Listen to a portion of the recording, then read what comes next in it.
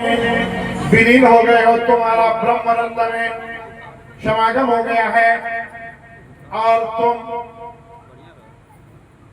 अब दिव्य एक मुद्रा होती है जिस मुद्रा से वाणी सिद्ध होती है। अगर हम ब्राह्मण और जिनको भी बोलना है समाज में, अगर इस मुद्रा को करके 3 बार ओम का उच्चारण करें तो 6 महीने जाते जाते वाणी स्वयं सिद्ध हो जाएगी। प्रेम से बोलिए शारदा मैया की जय। और सुखदेव जी ने कहा कि इसी मुद्रा में तुम ओम का उच्चारण करते हुए ब्रह्मरंध्र में लीन ब्रह्म में को ध्यान में रखो और पूरी मूलाधार तक से लेकर सब जागृत करके ब्रह्म में अवस्थित करा करके सुखदेव जी प्रस्थान कर गए। और तब तक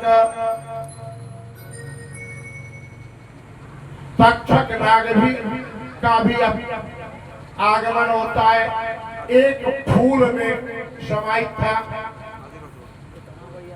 राजा परीक्षित का ब्रह्मरंध्र में आत्मा का परमात्मा से मिलन कराने की दिव्य अनुभूति का दर्शन करना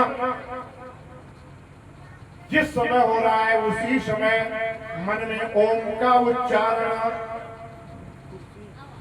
और ब्रह्मभूतस्य राजर्षे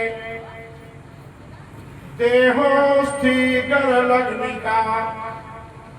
बभूय भस्मतात् सद्यः पश्यताम सर्वदेहिनाम। बीच में मैंने कथा को छोड़ दिया, थोड़ी कथा इस तरह बढ़ गई।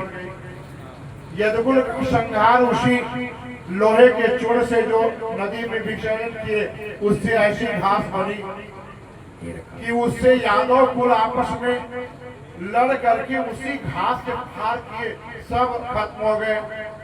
और जो पहेलिया बाण में अपना धनुष के अग्रभाग में लगाया था और वही भगवान बाल मुकुंद सरगार पीपल के वृक्ष के नीचे सारी लीला इनके वट के वृक्ष के नीचे ही होती है। और वहीं पे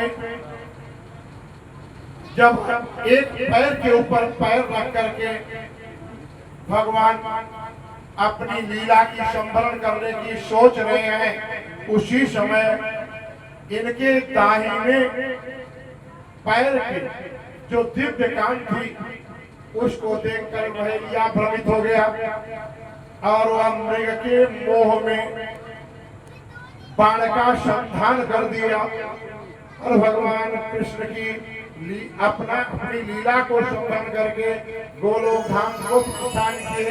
इसके बाद राजा परीक्षित की यह घटना हुई, ब्रह्म में लीन हो गए। अहम सिद्धोष अहम ब्रह्मोष।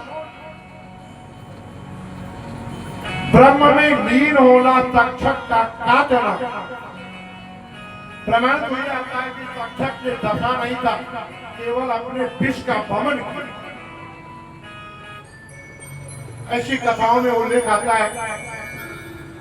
और केवल विष के वमन करने से राजा परीक्षित का शरीर एकदम खाक बना। ब्रह्मरंध्र में इनका विलीन होना, तक्षक का विष वमन करना एक साथ हो गया। प्रेम से बोले कृष्ण कन्हैया लाल की जय। अंत में महर्षि वेद व्यास की वाणी सत्य हुई कि नाम संकीर्तनम जस्य। भगवान का नाम संकीर्तन किए और अंतिम वाणी को हम अपने गुरु के चरणों में अर्पित कर रहे हैं कि सारे तीर्थ धाम आपके चरणों में। हे गुरु